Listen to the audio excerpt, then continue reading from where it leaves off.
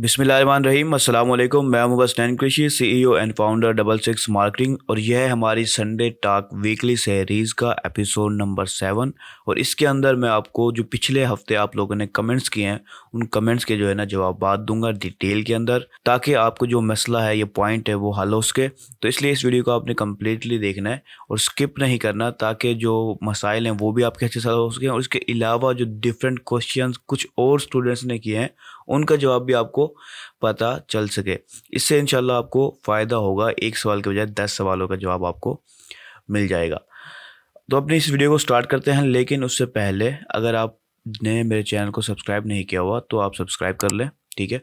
और अगर आपको ये वीडियो पसंद आए तो इसे लाइक करें और अपने दोस्तों के साथ भी शेयर करें। प्लस जो भी सवाल आते हैं आप कमेंट सेक्शन में पढ़ कर सकते हैं, ताकि मैं अपने नेक्स्ट एपिसोड में डिटेल में आपके उन सवालात का जवाब दे सकूं। लेकिन यहाँ पर एक चीज़ और ध्यान रखें कि आप जब आप सवाल करें तो अपने जो मेन पॉइंट है, जो मेन मसला आपको आ रहा है, उसको ज़रा डिटेल में बताने की कोशिश करें, ताकि आपके पॉइंट को जितने अच्छे से समझ आएगी उतने ही अच्छे से आपको जवाब भी मिलेगा। अक्सर स्टूडेंट्स बहुत ही शॉर्ट सवाल कर देते हैं, जिसकी सर और पैर का समझ नहीं आ रहा होता, तो उस सूरत में मैं उन कमेंट्स को डिलीट करवा देता हूँ, ताकि जब तक सवाल ही समझ नहीं आएगा तो हम जवाब देना भी पॉसिबल नहीं है। तो चलिए इस वीडियो को स्टार्ट करते हैं। तो सवाल ये है कि please make a video on how to make one product Shopify store.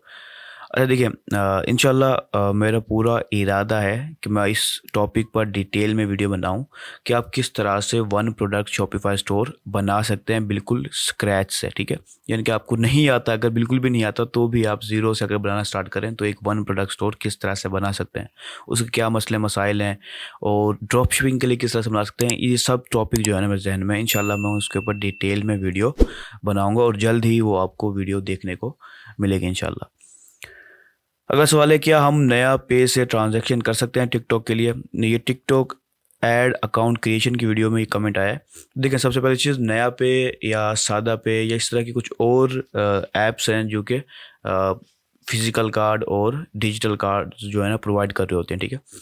तो मैंने ट्राई नहीं किया कि हम इसको कर सकते हैं या नहीं कर सकते, लेकिन चांसेस ये हैं कि ये जो ऐप्स हैं जो डिजिटल, खास तौर पे डिजिटल प्रोडक्ट कार्ड्स प्रोवाइड कर रही हैं या फिजिकल कार्ड्स प्रोवाइड कर रही हैं बैंक के अलावा, ये काफ़ी हद तक जो है ना इंटरनेशनल कार्ड्स और सर्विसेज के लिए यूज़ कर रही होते हैं, ठीक है। इनका जो मेन जो कस्टमर है वो ऐसे लोग हैं जो कि ऑनलाइन ट्रांजेक्शन समझ लो कर रहे होते हैं। तो इनके जो कार्ड हैं वो इंटरनेशनली अप्रूव होते हैं, और मैं समझता हूँ ये ईजी टू हैंडल होते हैं कि आप ऐप के ज़रिए ही फंक्शन को ऑन ऑफ कर सकते हैं। यानी कि ऑनलाइन ट्रांजेक्शन ऑन ऑफ करनी है आप ऐप के ज़रिए ही कर सकते हैं, ठीक है।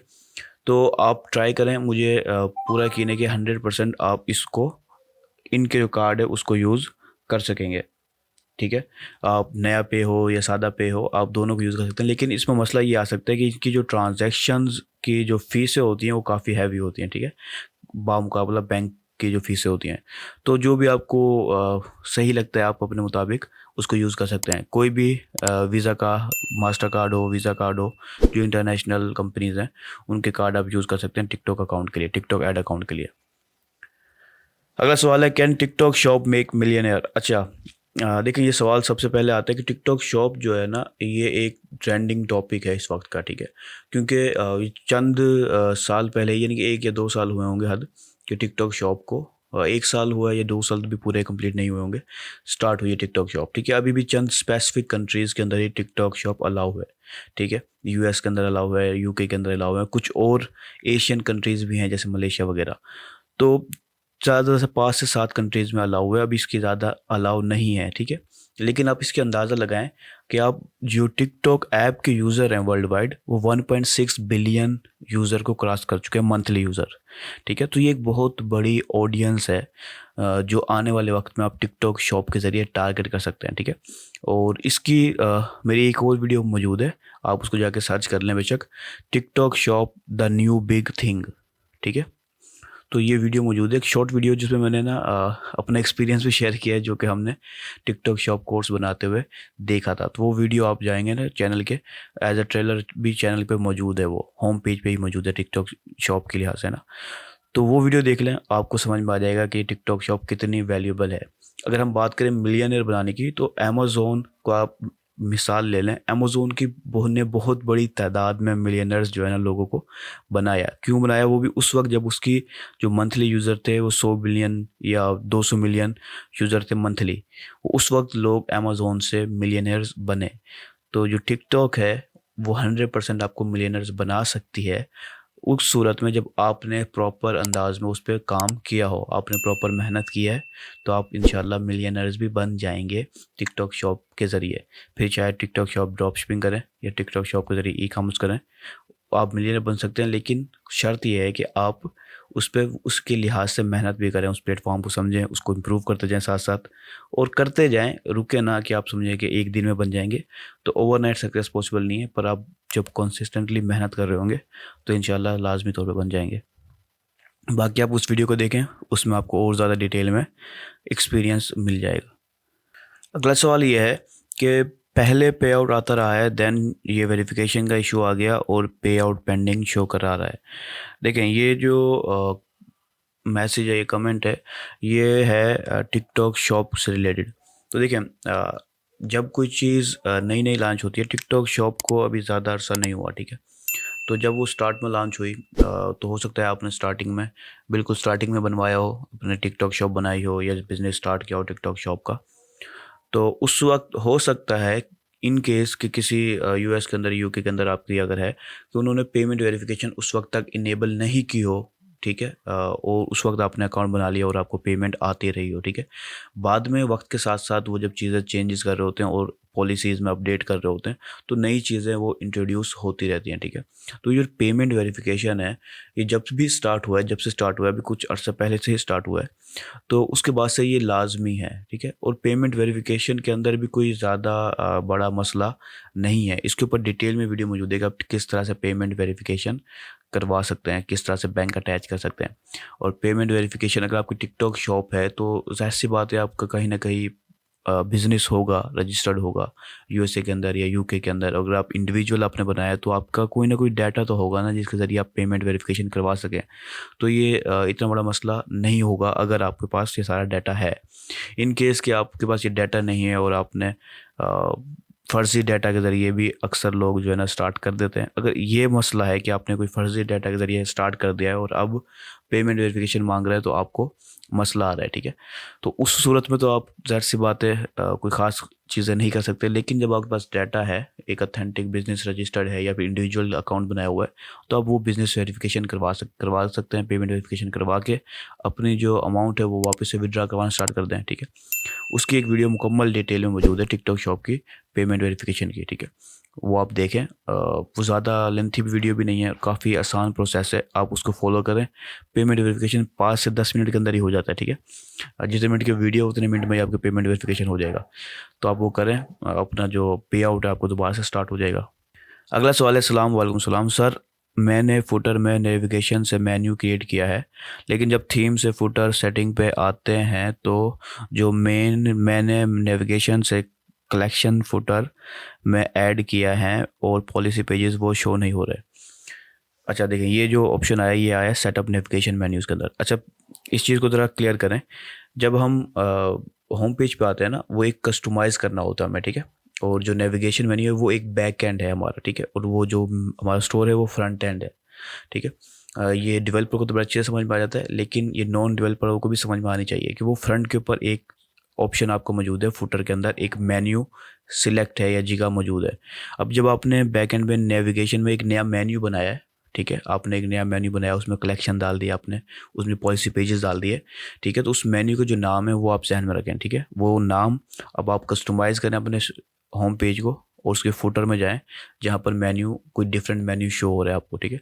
तो उस मेन्यू में देखें जो आपने मेन्यू न्यू क्रिएट किया है वही शो हो रहा है, वहाँ पर सिलेक्ट है या कोई और सिलेक्ट है। तो आप हुआ ऐसा होगा कि आपने एक न्यू मेन्यू क्रिएट कर लिया, लेकिन आपके होम पेज पे ओल्ड मेन्यू ही सिलेक्ट है, ठीक है। तो इसलिए वो अपडेट नहीं हुआ।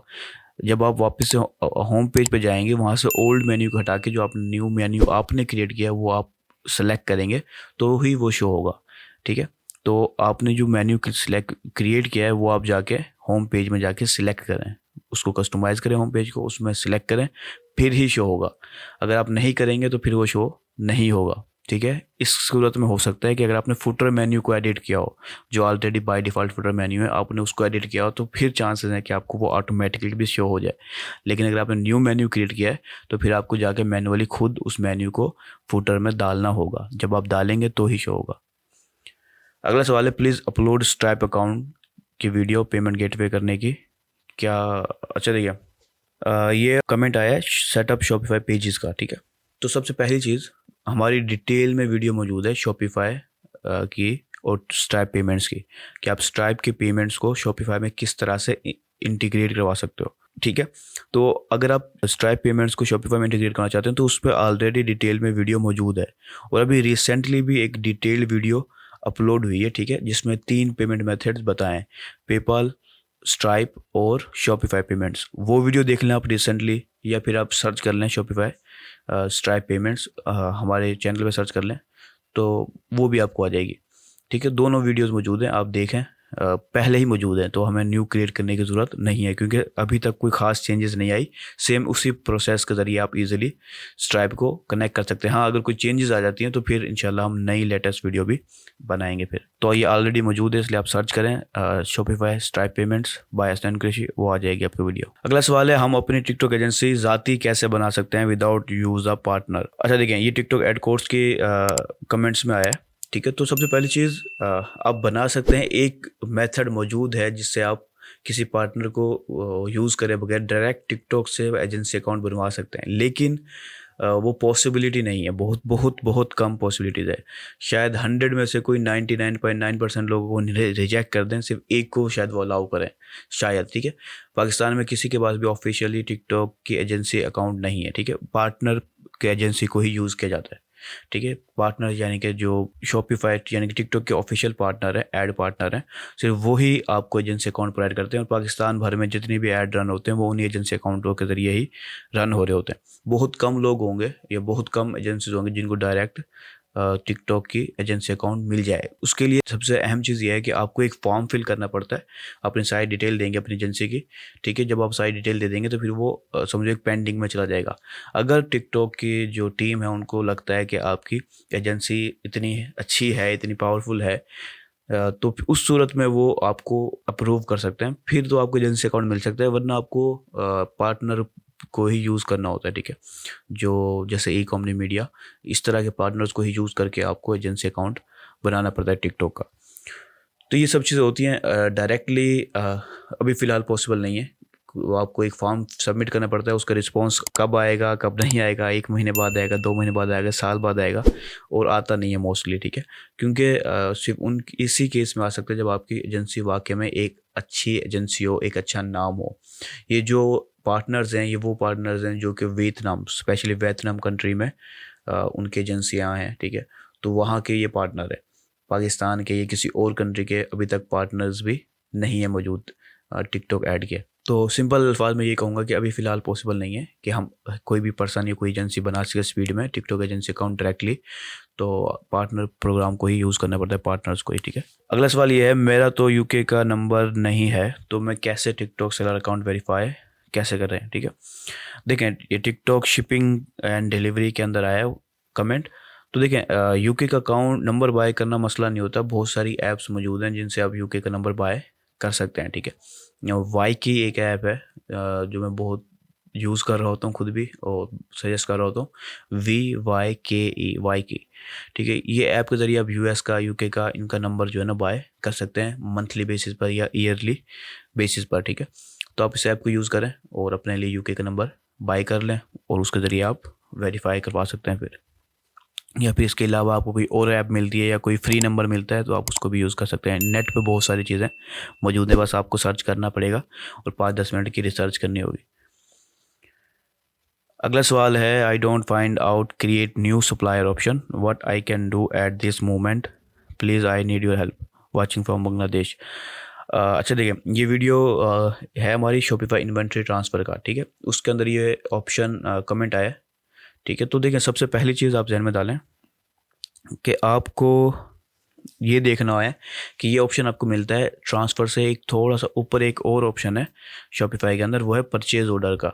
ठीक है, परचेज़ ऑर्डर में जाके जब आप एक ऑर्डर क्रिएट कर रहे होते हैं कि आपने इस सप्लायर से, यानी कि सप्लायर ए से प्रोडक्ट बाय किया है, ठीक है, और आप अपने वेयर हाउस में भेज रहे हैं, तो वहाँ से आप जितने चाहे सप्लायर बना सकते हैं। परचेज़ ऑर्डर का ऑप्शन होगा। जब हम प्रोडक्ट्स के ऊपर क्लिक करते हैं तो वहाँ पर तीसरा ऑप्शन होगा परचेज़ ऑर्डर का। ठीक है, ट्रांसफ़र से टॉप के ऊपर की तरफ, तो वहाँ से आप सप्लायर बड़ी आसानी से बना सकते हैं और आप सप्लायर की साइड डिटेल दे सकते हैं कि वो कहाँ का है, यानी कि चाइना से सप्लायर है या जो भी सप्लायर है आपका, वो डिटेल दे के आप जितने चाहे सप्लायर वहाँ से ईज़िली बना सकते हैं। ठीक है, तो आप उस सेक्शन को ट्राई करें, परचेज़ ऑर्डर्स वाले को, और फिर अगर आपको मसला आते हैं तो फिर आप कमेंट कर सकते हैं। इस एपिसोड के वीडियो में कमेंट कर दें तो ज़्यादा बेहतर रहेगा। ठीक है, तो इंशाल्लाह फिर नेक्स्ट एपिसोड में डिटेल में आपको जवाब दूंगा इंशाल्लाह।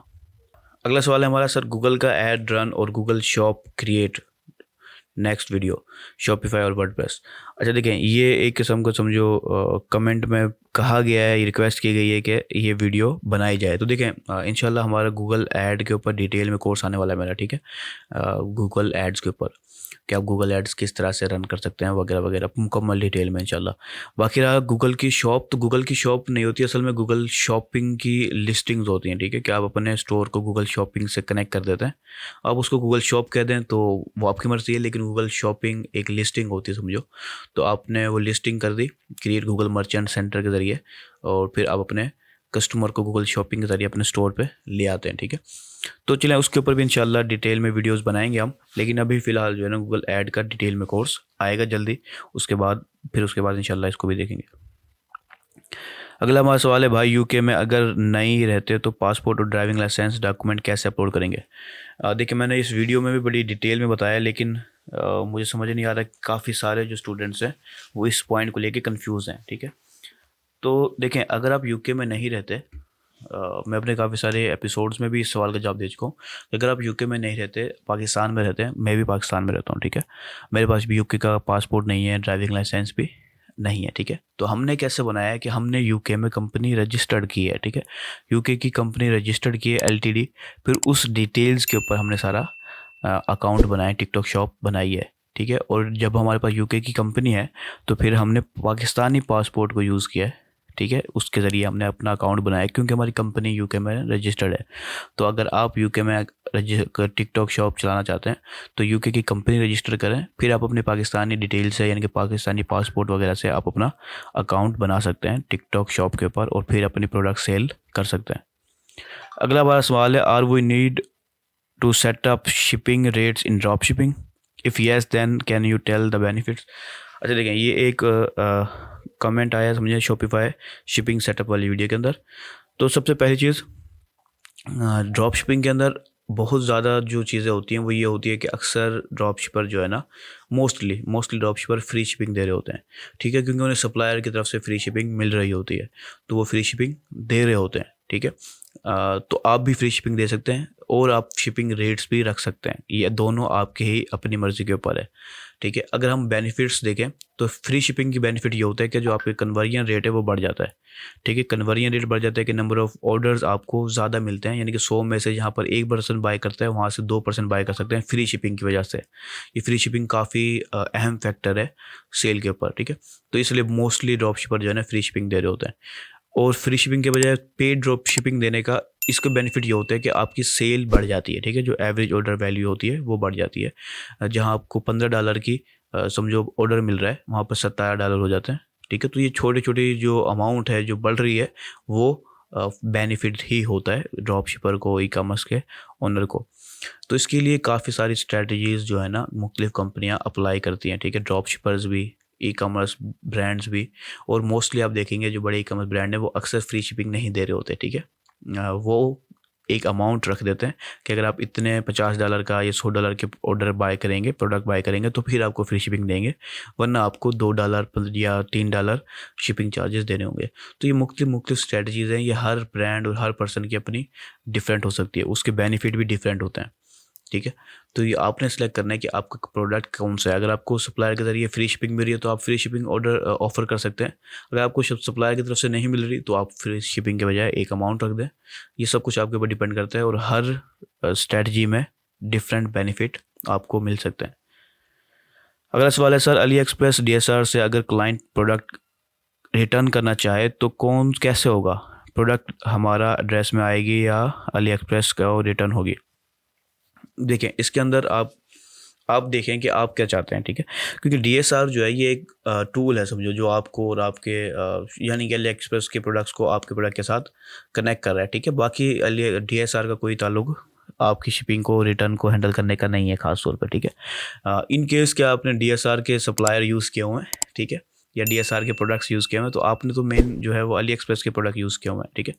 तो अब जब कस्टमर रिटर्न रिक्वेस्ट देगा तो आपको देगा वो डायरेक्टली आपके स्टोर की वजह से, ठीक है। तो आपको रिटर्न मिलती है, तो आप देख सकते हैं कि वो रिटर्न वैलिड है या फिर कस्टमर ऐसे ही जानबूझ के तंग कर रहा है, ठीक है। अगर वैलिड है और आपने रिटर्न करना है उसको, तो फिर इसके काफ़ी सारे ऑप्शन बन सकते हैं। पहला ऑप्शन ये है कि आप कस्टमर कहें कि आप उसी वेयर हाउस एड्रेस पे जिस एड्रेस से आपको मिला है, यानी कि जो सप्लायर का है, अली एक्सप्रेस के सप्लायर का एड्रेस है, उस पर रिटर्न कर दें। वो रिटर्न करेगा, जब प्रोडक्ट उस सप्लायर पे पहुंचेगी तो आपके पास ऑर्डर नंबर वगैरह होगा, जो कि आप अली एक्सप्रेस के ज़रिए जाके जो है ना उस सप्लायर जिसे आपने बाय किया है उस पर रिटर्न डालेंगे कि ये जो प्रोडक्ट है ये इस रिटर्न की वजह से, यानी कि डैमेज है प्रोडक्ट, ठीक है, या फिर जो है ना जो प्रोडक्ट बाय किया उसके बजाय कोई और प्रोडक्ट पहुंच गया है, तो जो भी रीज़न है आपको पता है वो आपने उस अली एक्सप्रेस के सप्लायर को बताएंगे, ठीक है। वो वहाँ से अप्रूव करेगा, ठीक है जी। जब वो प्रोडक्ट सप्लायर पे पहुंच जाएगा, वो अप्रूव करेगा, तो आपको पेमेंट मिलेगी 10 से 15 मिनट दिनों के बाद। ये प्रोसेस तकरीबन 10 से 15 दिनों का होता है। उसके बाद आपने कस्टमर को पे करना होता है। लेकिन ये इतना लंबा प्रोसेस होता है ड्रॉप शिपिंग के अंदर कि अक्सर कस्टमर जो है ना इस चीज़ को नहीं दे, यानी कि अच्छा नहीं समझता, उसका एक्सपीरियंस जो है ना ख़राब होता है। तो इसको बड़े ही मैं समझता हूँ कि इसको काफ़ी जो है ना बहुत ही समझदारी से निकालना पड़ता है, ठीक है। कि आप देख लें कि आपका प्रोडक्ट जो है वो कितना कॉस्टली है आपको, कि आप इतने सारे प्रोसेस को देखना चाहते हैं या नहीं देखना चाहते, ठीक है।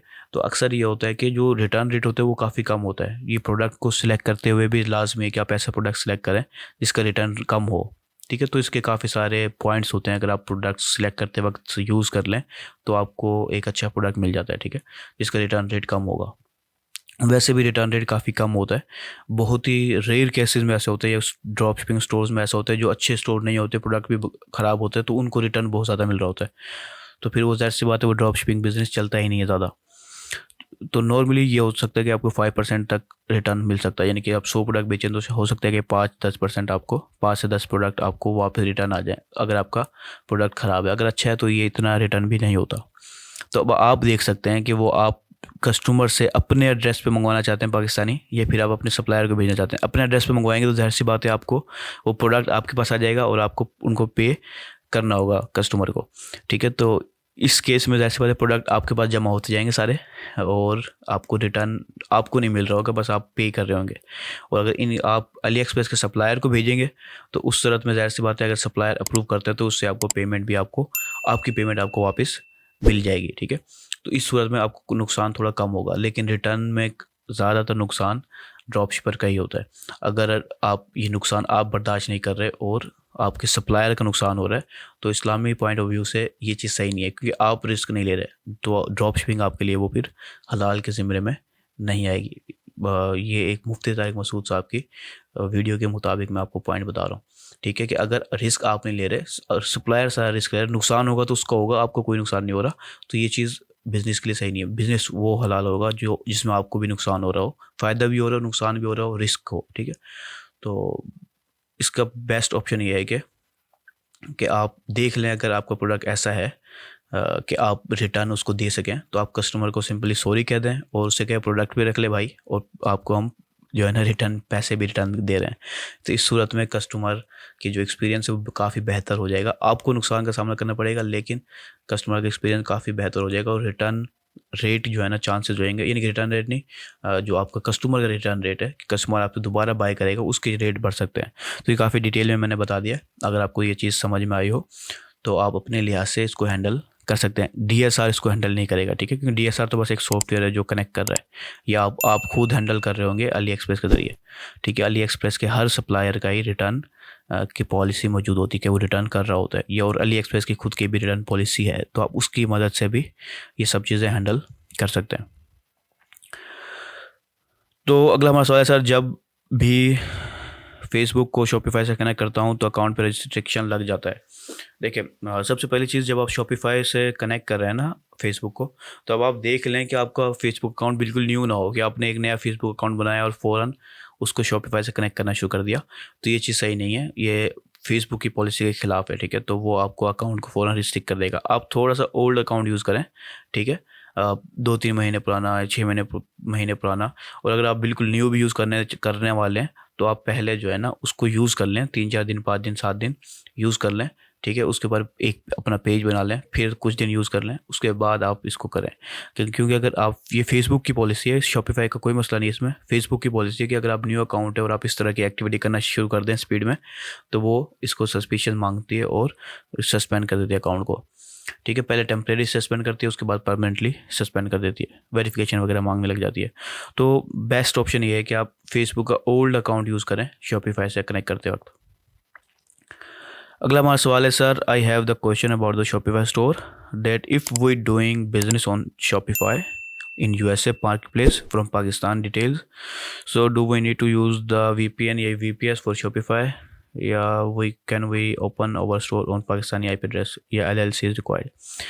देखिए सबसे पहली चीज़, अगर आप USA की अंदर प्रोडक्ट बेचना चाहते हैं शॉपिफाई के ज़रिए तो लाजमी नहीं है उसके लिए आप VPN यूज़ करें, ठीक है। शॉपिफाई को कोई इशू नहीं है, आप पाकिस्तान से बनाएं और USA का लोकेशन डाल दें, शॉपिफाई का कोई मसला नहीं है, ठीक है। अब दूसरी चीज़ की तरफ आते हैं कि आपको LLC की, ये जो सवाल है आपका, ठीक है, इसमें आपने पूछा VPN या VPS यूज़ करने की ज़रूरत पड़ेगी या नहीं, तो इसकी ज़रूरत नहीं है, ठीक है। आप बगैर VPN या VPS के पाकिस्तानी IP के ऊपर अपना अकाउंट बना सकते हैं, ठीक है, पाकिस्तानी IP के ऊपर। अब हम आते हैं LLC रिक्वायर्ड है या नहीं। अब LLC रिक्वायर्ड है या नहीं इसकी भी आप देख लें कि जब हम USA के अंदर अपने समझो सेल करना चाह रहे हैं प्रोडक्ट, तो आपको पेमेंट मेथड लगाना होगा कोई, ठीक है। जो पेमेंट मेथड आप लगाएंगे उसके लिए आपको LLC की ज़रूरत पड़ सकती है, ठीक है। LLC या फिर UK की LTD, कोई ना कोई कंपनी की ज़रूरत पड़ सकती है जिसके ज़रिए आप अपनी पेमेंट मेथड लगा रहे होंगे। यानी कि पेपाल आपने अकाउंट बनाना है तो पेपाल के लिए आपको LLC और LTD की ज़रूरत पड़ेगी, और अगर आपने स्ट्राइप का अकाउंट बनाना है तो उसके लिए भी आपको LTD कंपनी की या फिर LLC कंपनी की ज़रूरत पड़ेगी। तो ये जो पेमेंट मेथड है जिनके ज़रिए आप अपने कस्टमर से पेमेंट लेंगे, उनके लिए LLC की या LTD की ज़रूरत है, ठीक है, लीगली। बाकी और भी कोई जुगाड़ हो सकते हैं पाकिस्तान में मौजूद हो, लेकिन जो लीगल तरीका वो ये है कि आप कंपनी रजिस्टर कर लें LLC की या LTD की अपने नाम पर। उसके बाद आप जो है ना स्ट्राइप का अकाउंट बना लें या फिर पेपाल का अकाउंट बना लें या किसी पेमेंट प्रोवाइडर का जो है ना अकाउंट बना लें। उसके बाद जब वो बन जाए फिर वो आप शॉपिफाई से कनेक्ट कर दें, ठीक है। तो जब आपकी कंपनी होगी तो फिर आपको कोई मसला नहीं आएगा, ठीक है। अगला हमारा सवाल है, ये सवाल काफ़ी बड़ा है, मैं इसको पढ़ लेता हूँ। सर फॉर मैं अपनी कंपनी के लिए कार रेंटल नीड से काम कर रहा हूँ, तो काफ़ी ज़्यादा टाइम से बात अभी तक कोई खास रिस्पॉन्स नहीं आया, कोई क्लाइंट फाइंड नहीं हो सका, इवन दैट उनको अभी व्हाट्सएप पे भी पिच किया, no response. Sir in this situation what should I do, can I help me, how can I throw LinkedIn. Sir क्या नीश चेंज करनी चाहिए? अच्छा देखिए, ये सवाल काफ़ी लेंथी है, लेकिन इसके अंदर वैसे तो सवाल में कन्फ्यूजन है कि कार रेंटल नीश पे आप काम कर रहे हैं, आपकी कंपनी वो काम क्या कर रही है कि आप कार रेंट पे देते हैं, ये काम है आपका, या फिर आप कार रेंट वाले जो कंपनीज़ हैं, जो लोग हैं, उनको आप टारगेट कर रहे हैं, ठीक है। यानी कि आप मार्केटिंग के सर्विसेज दे रहे हैं या कोई और सर्विसेज दे रहे हैं, तो ये दो अलग चीज़ें हैं। लेकिन आप लिंक्डइन की बात कर रहे हैं तो इससे मैं ये समझ लेता हूँ कि आप कार रेंटल वाली कंपनीज़ को टारगेट कर रहे हैं, ठीक है। तो अब देखिए, हम एज अ डिजिटल मार्केटर तो हम तो ही हमेशा सजेस्ट करते हैं कि आप एक प्रॉपर मार्केटिंग के ज़रिए चलें, ठीक है। वो ये काफ़ी शॉर्ट चीज़ें आ जाती हैं कि आप डायरेक्ट DM करना शुरू कर दें, ठीक है। लेकिन ये स्पैम भी होता है कि अक्सर लोग आपको जवाब ही नहीं देते, वो एक बहुत बड़ी तादाद आपको जवाब नहीं देती, जिसकी परसेंटेज बहुत कम होती है, ठीक है। और दूसरा जो प्लेटफॉर्म्स है जैसे लिंक्डइन या फेसबुक, वो भी आपको सस्पेंड करना शुरू कर देते हैं, ठीक है। तो ये चीज़ें सही नहीं है एक प्रोफेशनल बिजनेस के लिए। तो इसका बेस्ट ऑप्शन ये है कि आप एक प्रॉपर जो है ना कंटेंट बनाना शुरू कर दें। अगर आप पेड एडवर्टाइजिंग के ऊपर बजट नहीं लगा सकते तो अब एक प्रॉपर कंटेंट बनाना शुरू कर दें जो आपके कस्टमर को रिप्रेजेंट कर रहा हो, उसकी जो मेन नीश है, उसके जो मेन पॉइंट्स हैं, जैसे कार रेंटल है, उनके जो मसले मसाइल हैं उनको टारगेट करें, ठीक है। उनका लिहाज से आप कंटेंट बनाना शुरू कर दें फेसबुक पर, इंस्टाग्राम पर, लिंक्डइन के ऊपर, तो उससे आपको जो है ना, और लिंक्डइन पे स्पेशली आप अपनी प्रोफाइल को ऑप्टिमाइज़ करें, ठीक है, उन कीवर्ड्स के ऊपर जो कि आपके कस्टमर सर्च कर रहे होते हैं, ठीक है। तो इस तरह से आपको क्लाइंट मिल सकता है ऑर्गेनिकली। स्पाम से आपको क्लाइंट मिलना बहुत मुश्किल है, ठीक है। तो नीश चेंज करने की ज़रूरत नहीं होती। अगर आप उस नीश में बेस्ट है तो आप उसी में काम करें, ठीक है। लिंक्डइन पे काम करना चाहते हैं, अगर आप पेड एडवर्टाइजिंग अफोर्ड नहीं कर सकते तो अपनी लिंक्डइन प्रोफाइल को ऑप्टिमाइज़ करें ज़्यादा से ज़्यादा, ठीक है, अपने बेस्ट कीवर्ड्स के ऊपर। इसके ऊपर मुझे डिटेल में 3-4 वीडियोस मौजूद हैं लिंक्डइन प्रोफाइल ऑप्टिमाइजेशन के ऊपर, तो आप वो देखें और अपनी प्रोफाइल को ऑप्टिमाइज़ करें लिंक्डइन के ऊपर। प्लस आप कंटेंट क्रिएट करना स्टार्ट करें, ऑर्गेनिक कंटेंट, जो कि आप लिंक्डइन पे भी डाल रहे हैं, इंस्टाग्राम पे भी डाल रहे हैं, फेसबुक पे भी डाल रहे हैं, जितने सोशल मीडिया पे आप डाल सकते हैं डालते जाएं, ठीक है। और अपने कीवर्ड्स और अपने हैशटैग को फिगर आउट कर लें कि ये बेस्ट कीवर्ड्स हैं, ये बेस्ट हैशटैग हैं। तो इससे आपको जो क्लाइंट्स मिलेगा वो इंशाल्लाह अच्छे क्लाइंट्स होंगे, ठीक है, जो खुद आपके पास रीच कर रहे होंगे, आपको आपके पास आ रहे होंगे, ठीक है। उस सूरत में आपको जो बिज़नेस है वो आहिस्ता आहिस्ता ग्रो होगा, लेकिन काफ़ी अच्छे अंदाज में ग्रो हो जाएगा। बाकी लाजमी नहीं है आप नीश चेंज करें, लाजमी नहीं है कि आप स्पाम करें लोगों को। पेड एडवर्टाइजिंग अगर आप अफोर्ड कर सकते हो तो आप पेड एडवर्टाइजिंग के जरिए डायरेक्टली लीड्स कलेक्ट करें और फिर उनको रीच आउट करें, तो इस सूरत में भी आपको फ़ायदा हो सकता है। बाकी स्ट्रैटेजीज़ तो बहुत सारी होती हैं, ठीक है, एक स्ट्रैटेजी नहीं होती। हर बिज़नेस के लिए आप डिफरेंट स्ट्रैटेजीज़ बना सकते हो, लेकिन ये सब डिपेंड करता है कि हमारे रिसोर्सेज क्या है, ठीक है। हम पेड एडवर्टाइजिंग के ज़रिए करना चाहते हैं, हम ऑर्गेनिक मार्केटिंग के ज़रिए करना चाहते हैं, हम किस चीज़ के ज़रिए करना चाहते हैं, उसके लिहाज से हम डिफरेंट चीज़ें ट्राई कर सकते हैं। जिस चीज़ में आप बेस्ट हैं उसी को ट्राई करें। अगर आप इस चीज़ में आप बेस्ट नहीं है तो फिर आप नीश चेंज कर लें, लेकिन अगर आप इस चीज़ में बेस्ट हैं तो फिर आप इसी नीश के ऊपर रहें, ठीक है।